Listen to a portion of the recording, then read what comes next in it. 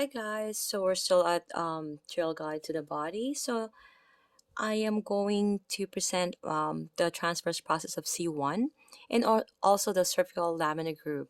Okay, so we are at page 181.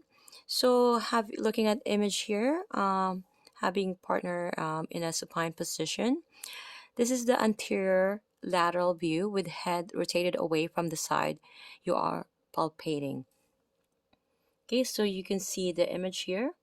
Okay, so that is what we are trying to palpate. Okay, so partner and supine or seated. Locate the left mastoid process of the temporal bone and rotate the head to the right at a 45-degree angle. Okay, so you're using your broad finger pad.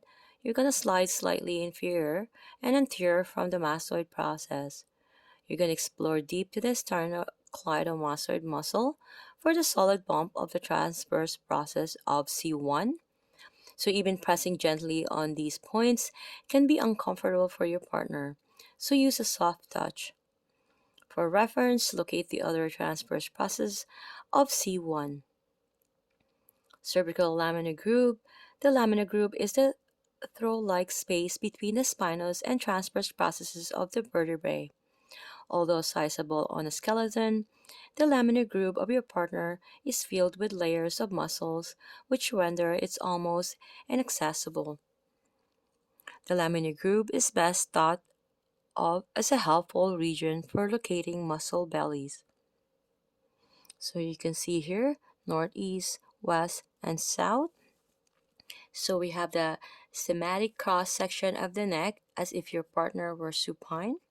The laminar group can be thought of as being in the next southeast and southwest quadrants. Okay, so your partner in supine, you're gonna scoop the head with one hand, right? This way, like with your palmar, right? Not your dorsal, but your palmar, right? Excuse me. So we're gonna slide posteriorly off the TBPs, right? After locating the cervical transverse processes. So we're going to explore the space between the transverse process and spinous process, which constitutes the lamina groove of the cervical vertebrae. Again, since the groove is filled with muscles, the bone that forms the groove is impalpable.